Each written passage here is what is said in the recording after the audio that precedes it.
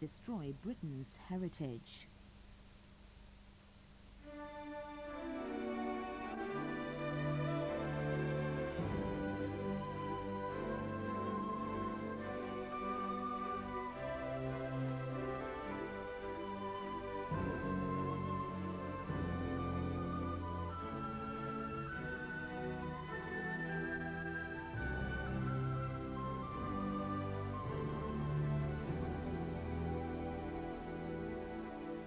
In the spring of 1942, the Second World War took a subtle but significantly new and terrifying turn on both the German and the British sides.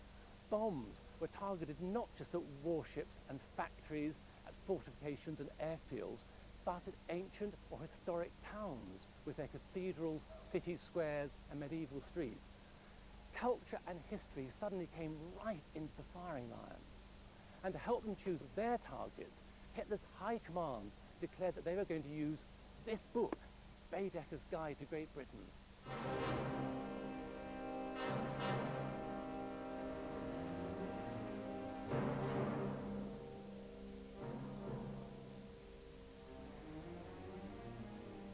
Herr Hitler himself has been good enough to mingle terrible threats with his whining.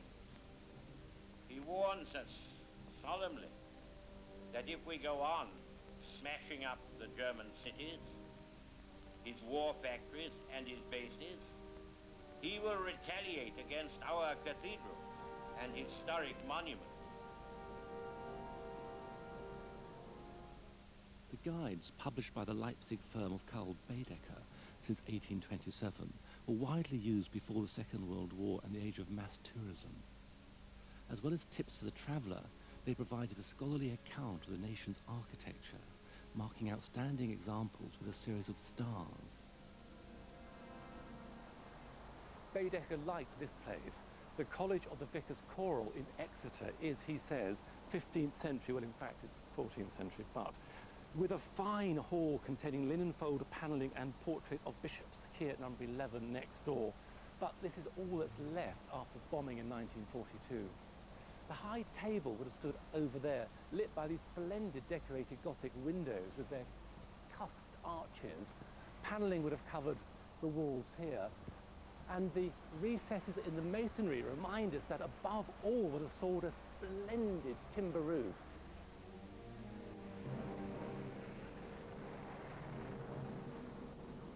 The months leading up to the air attack on historic English cities were pivotal in the conduct of the war. The so-called Baedeker raids were a response to a new British policy. Churchill looked increasingly to the heavy bombers of the RAF to strike a significant blow against Germany. But for Bomber Command to achieve that aim, a dramatic change of strategy was called for. What the RAF decided at the end of 1941 was that since the average bomber crew was simply not capable with the navigational bombing equipment they possessed of hitting a specific factory, a specific dockyard, a specific target, they had to send them out every night to attack the smallest target they were capable of finding. And the answer to that was a city. Press home your attack. If you individually succeed, you will have delivered the most devastating blow against the very vitals of the enemy. Let him have it right on the chin. What he wanted was some visible big successes, and he was less concerned in the first stages about achieving major damage to German industry than he was to building up the confidence and the reputation of Bomber Command, to making the bomber crews themselves, who become very despondent in 1941 by the failures they knew had been going on, to make them feel that they were capable of finding and effectively attacking targets in Germany.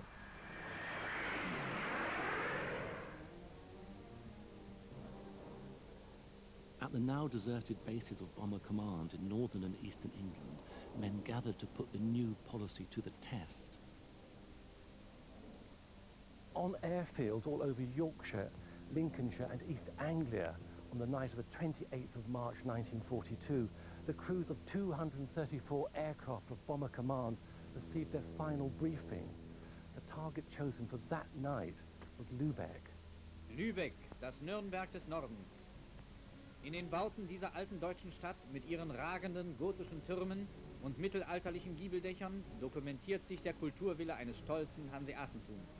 Die Kirchen, die Patrizierhäuser und das Rathaus von Lübeck gehören zu den kostbarsten Baudenkmälern der Welt. When we went into briefing as normal, preliminary briefing, and the wing commander stood up and said, "Well, boys, the gloves are off." And we wondered what the hell he was talking about, and he said, "Tonight the target is Lübeck town." And we were really rather relieved, because it meant we didn't have to muck around the target looking for a specific aiming point. And it was going to be a reasonably easy one to find because it was on the coast. And also, during the briefing as it developed, we were told it was a town with a lot of wooden houses in it, which would burn easily.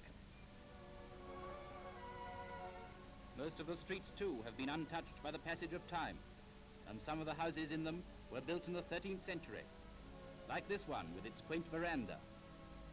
This is what I wrote about the Lübeck raid the following morning. A real old-fashioned Blitz on a residential come factory area. Bags of old houses which are supposed to burn like buggery. We ran in on Lübeck at about 11,000 feet.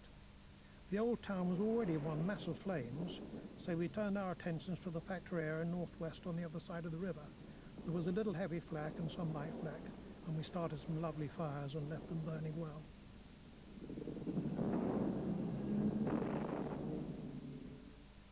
In einem militärisch und wirtschaftlich völlig sinnlosen Luftangriff legten die Engländer mit Brand- und Sprengbomben einen Teil der Altstadt in Trümmer und vernichteten dabei weltberühmte Kunstschätze. Der Dom, ein Bauwerk aus dem 12. Jahrhundert. Seine 120 Meter hohen Harris Türme sought to choose targets that he was sure that the RAF could effectively destroy. And given that targets on the coast were easier to find for navigators than targets inland, he wanted some big successes for Bomber Command, so his first big successes of his regime were the attacks on Rostock and Lübeck, two coastal ports of whose industrial importance was frankly pretty limited, but as he himself put it in his memoirs, because they were old medieval Hansa towns, they were built more like firelighters, to use his phrase, than human habitations. The devastation of Lübeck aroused fierce indignation in the German High Command. Hitler's Minister of Propaganda, Joseph Goebbels, made this entry in his secret diary. Our task now must be to reply to terror with terror, and to respond to the attempted destruction of German centers of culture by raising English cultural shrines to the ground. That is now to be done on the biggest scale possible. On the 27th of April, Baron Gustav Braun von Sturm of the German Foreign Office declared in an unguarded moment, "From now on, we will go for targets marked with 3 stars in the Baedeker guide." In fact, Baedeker never awarded any site or building more than 2 stars, but von Sturm's remark was picked up by the Times, and the Baedeker Blitz was born. The first target was Exeter. This is what Exeter was like before bombs burnt and blasted the heart out of the city in May 1942. The buildings are tall, various state, some ancient, mostly with plaster front and mostly of timber construction. Behind me is the Guildhall, a magnificent building. Baedeker liked it. He called it quaint. Elaborate facade, 1593. We gave it 1 star. Pre-war Exeter was an extraordinary city, with a high street and memory of the Roman urban plan, snaking through a tight mix of medieval buildings and alleys. The cathedral reposing in its secluded close, and, on the periphery, the elegant late Georgian New Town, with the oval of Bedford Circus at its centre. The edition of Baedeker's Guide current in 1942 asserts that, where English architecture is indisputably supreme, is in the design of the simple, dignified townhouse deriving from the Georgian period. This time Baedeker's absolutely spot on. This is Barnfield Crescent in Exeter, designed for the 1790s, and is a wonderful example of late Georgian domestic architecture. Noble in design, large in scale, refined in detail. If you look here, this is tuck pointing. The final refinement is excellent brickwork. Lime putty is laid over the actual joints to reduce them inside, to make them look smaller, to make the whole thing look more expensive. Wonderful craftsmanship. Look at the brick arches. Incredibly well-cut brick, making the whole thing really sing as a piece of architecture. Exeter was particularly rich in this type of late Georgian building until the morning of the 4th of May 1942. Of course, Exeter was a sitting target, just a quiet cathedral city, and the Hun was able to do his worst. By the time he'd finished, the place was well ablaze. We had no idea when it started how awful it was all going to be, and we were quite a number here, but it all happened so quickly. The siren went, and within 10 minutes flares came down, and shortly after that down came 10,000 incendiaries gradually, hundreds at a time, and then the heavy stuff came down. It was a most terrifying night, partly because we were up at this height, and the blast of bombs dropping was so fearful we could have been blown out over at any moment. This morning, I picked my way along through the ruined streets. I saw many of the city's churches completely gutted out, and hospitals and schools and colleges had suffered badly too. Exeter's always been known for the beauty of its squares and crescents and circuses. Many of them today were just groups of bare, blackened masonry. The High Street was decimated. The medieval Vicar's Choral was gutted by fire. So too was the Globe Hotel in the Cathedral Close, and Della's Cafe, the social heart of the pre-war city, was reduced to a shambling wreck. It wasn't only historic buildings that took the brunt of the Baedeker Blitz, but also ordinary homes where ordinary people lived. I'm standing in Portland Street, Exeter, looking at a photograph taken really where I'm standing now. I can see from this that quite clearly a bomb fell in the middle of the road, wrecking buildings on each side. Every time one sees a gap in a terrace like this, or awkward infill houses, the chances are that an ordinary family was killed here, injured, or made homeless. Because Exeter was beautiful, it was bombed, and because it was bombed, people died. 241 of them in 3 separate raids.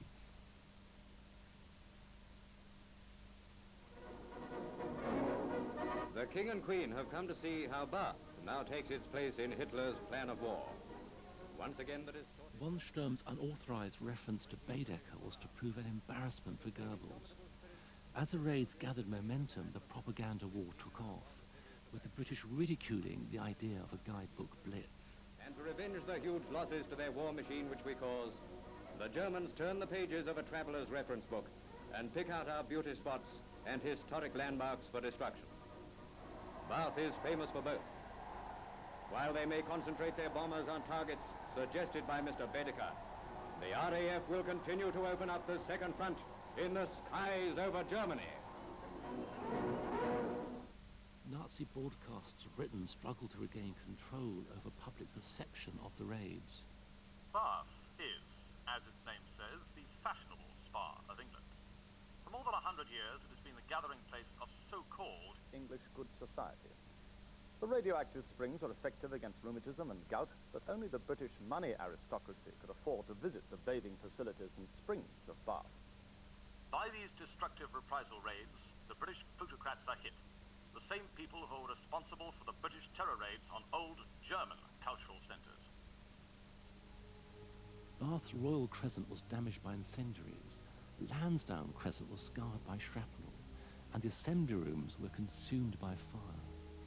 The city's architectural coherence meant that these missing parts were soon replaced after the war, but other Baedeker targets were not to be so fortunate. The next centre of culture to be attacked, supposedly plucked from Baedeker, was Norwich, bombed 2 days after Bath. The Daily Mail of Wednesday, the 29th of April 1942 headlines the story, "Baedeker bombers go to Norwich, fail, 3-star buildings all escape." But German bombers returned to Norwich that same night, although damage was less severe than in Exeter and Bath. The raids prompted a flood of anxious letters to the Ministry of Information. Had German radio and its most famous propagandist, Lord Haw-Haw, threatened their particular pleasant and historic town? Could you advise me if Haw-Haw has put over any threats regarding Cheltenham? I'd like to be in a Did position Lord Haw-Haw to say they had squash not forgotten Ipswich? whether anybody These sort has of rumours first-hand make the knowledge women of vote threats regarding Budley Salterton and the Hotel Rose Mullion in particular. When the Baedeker raids first started, the British cities that were bombed had basically not had a bomb on them at all so far, and there was certainly a degree of malicious pleasure coming from some quarters that finally these places were being hit. For example, a woman who had been in the Mersey Blitz and wrote a diary which is in the Mass Observation Archive, saying, at last the middle and upper class evacuees, the people who managed to buy their way into comfortable quarters in places such as Bath, are finally seeing what air raids are like. Closely packed, narrow streets of ancient, tottering, timber-framed buildings, more like firelighted than human habitations, one could say. Clearly a fire raiser's dream, and all packed within an ancient city wall and presided over by one of the greatest Gothic buildings in Europe. York was clearly an ideal Baedeker target.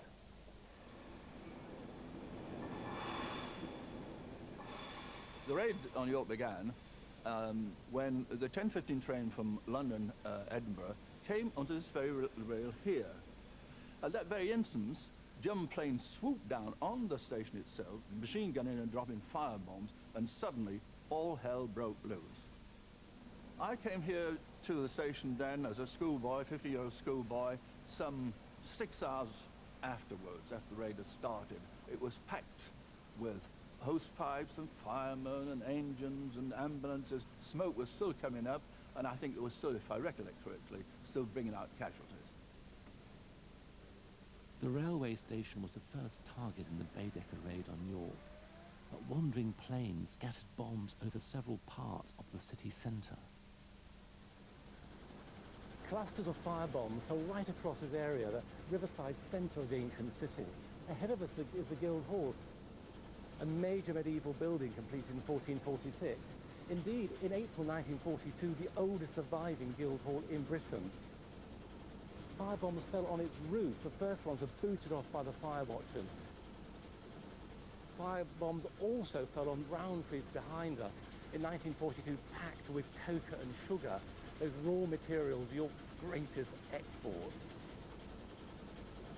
Fireboats came up here, roughly where we are now, and played their hoses on the Guildhall in an attempt to put out the flames raging inside.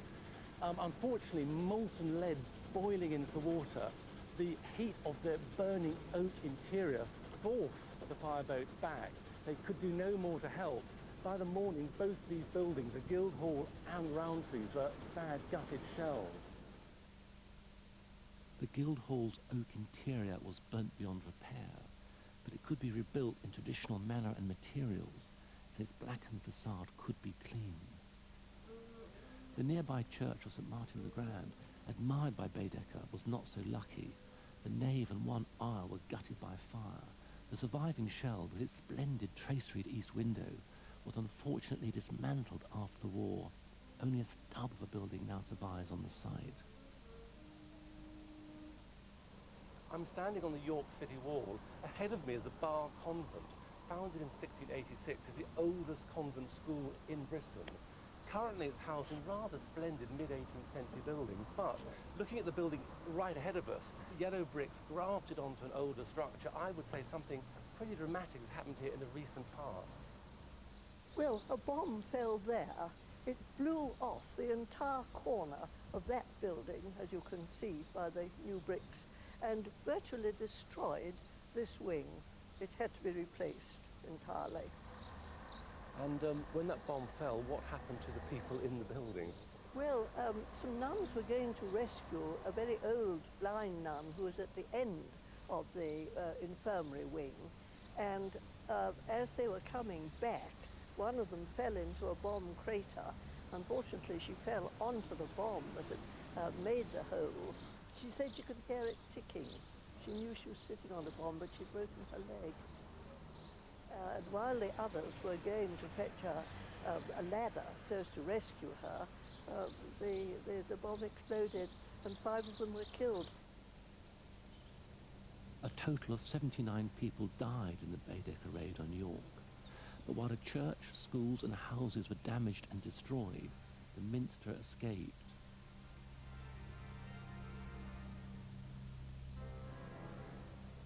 The Minster is the heart of York. There's been a Christian church on this site since the 7th century, and before that the Roman 6th Legion had its headquarters right here.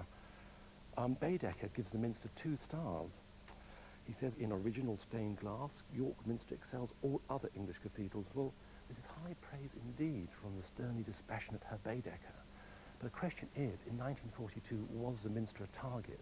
The people of York certainly thought it was. The BBC received a furious telegram from the Mayor of York where it announced that the Minster was unharmed. Was this not simply an invitation to the bombers to return? The incident highlighted the propaganda pitfalls of attacks on history and culture. The Germans had bombed Coventry in 1940 perfectly legitimately. The British cabinet had accepted this because it was a major industrial centre. Some incendiaries had fallen on the cathedral. This had then become the main focus of the British propaganda afterwards. It was the first time we actually talked up a raid and admitted how much damage had actually been caused. With the Baedeker cities, obviously a number of cathedrals did suffer some damage. The Germans were never quite sure how to put this across in their broadcasts and in their newspapers. They would claim with York, we deliberately avoided bombing the Minster. Certainly a lot of locals in many cities were quite convinced that the cathedrals were particularly targeted. But Exeter Cathedral was hit. The south aisle to the choir and a chapel were split apart by a high explosive bomb. There was one object in our minds during the war, and that was to keep alive. And if anything was going to prevent us being kept alive, that thing had to be removed, you see, and that's how a lot of people thought. On May the 5th, following the Great Raid, I've heard people myself say, with a great amount of hostility, the sooner they blow up what remains of the cathedral, the sooner our raids will cease. It was widespread. A great number of people believed that the centre of Hitler's attraction was the cathedral, and he was out to destroy it. And he nearly did. It would appear that the German reprisal attacks made official... It was precisely such uncertainty and fear that German propaganda sought to exploit. Baedeker betting is the latest amusement on the stock exchange. A list of odds issued on the note paper of a well-known London stockbroker has just reached us. It bears today's date and deals with the raids of the next few hours. First on the list is York, the chances being only 3-1 against its being blitzed again tonight. The second favourite is Norwich, odds 4-1 against. Canterbury and Salisbury, 6-1. Then came Bath, Tunbridge Wells, and a number of outsiders. But the stakes were increased dramatically when Harris launched the first 1,000-bomber raid on the night of the 30th of May. The target was Cologne. It was a vivid demonstration of the increasing strength of Bomber Command and a powerful piece of military theatre. It also brought death to nearly 500 citizens and the complete destruction of over 600 acres of the city. The attack provoked a furious reprisal. The final Baedeker raid came in the early hours of the 1st of June 1942, when nearly 80 German bombers attacked Canterbury for 1¼ hours. The cathedral wasn't hit, although a bomb did fall right behind me here on the Victorian Library, rebuilt since the war, and a lot of high explosive and incendiary bombs did do a great deal of damage to the town's historic centre. Canterbury, one of the main seats of British arch-hypocrisy, had to atone last night for the assault on the ancient and magnificent town of Cologne. Canterbury is the seat of the primate of the English High Church, notorious for his incitement campaign against Germany. Buildings which had stood for centuries became prey to the flames which raged through the narrow streets. Every blitz blow rocking this town is retaliation. Vengeance for Cologne. Look at these pre-war pictures of Canterbury, a quiet little English town of less than 25,000 inhabitants, bombed as reprisal for an attack on a mighty German city of first importance to the Nazi war machine. That's the Nazi mentality. Canterbury for Cologne. It's fantastic. The Baedeker raids drew a great deal of attention, and I think convinced Hitler that the Germans could still strike back.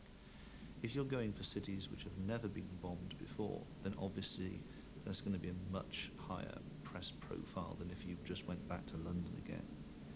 In terms of military damage, they really showed how little the Germans could strike back. With most of their air force by then deployed on the Eastern Front, all they could do was an almost crude, yes, it was a rather barbaric gesture to say, right, we can't hit the things that matter in Britain, but what we can do is destroy or damage some of your centres of beauty.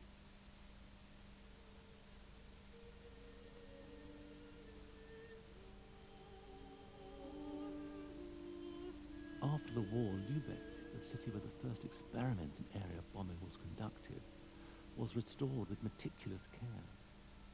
Its famous Marienkirche, severely damaged in 1942, now dominates the skyline again.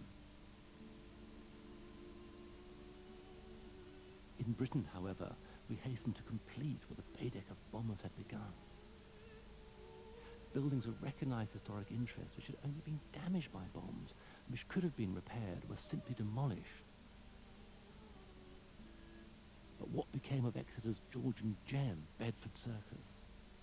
A lot did survive the bombing of 1942. The chapel was intact and the flanking wing, one of the flanking wings was intact. And one can see from this picture that fire bombs have destroyed the interior, but the door cases survived, the ironwork's still there, the parapet's still there, the chimney stacks are still there. It wasn't German fire bombs that destroyed Bedford Circus, it was the authorities in Exeter who decided not to rebuild it. They decided rather to clear it away, to pretend it had never existed. Local politicians and planners had a vision of a bright, new and hygienic city of wide and airy streets with different uses segregated into their own precincts. But the overwhelming reality of that vision is this: streets designed for cars, not people. Banal and characterless office blocks and shed-like flat-roofed shops. Exeter's fate was shared after the war by towns all over Britain. This is the site of the Corn Exchange and Long Market underneath it. It was called Long Market simply because it was a passageway through from one side to the other. The building above had a very, very fine ceiling, but it lost its ceiling. Beyond that, it was perfectly capable of being restored. The facade was splendid. Very, very good example of Regency. Finished in 1825. The whole lot was demolished.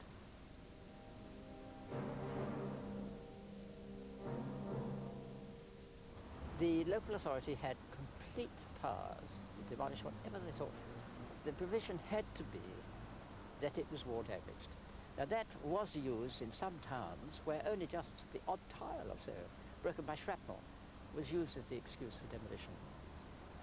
There was a complete misunderstanding of the value of historic buildings.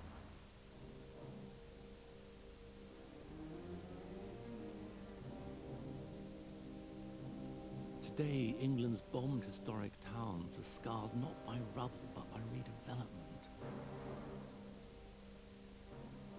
How many stars would Baedeker award to these post-war versions of the places he once praised?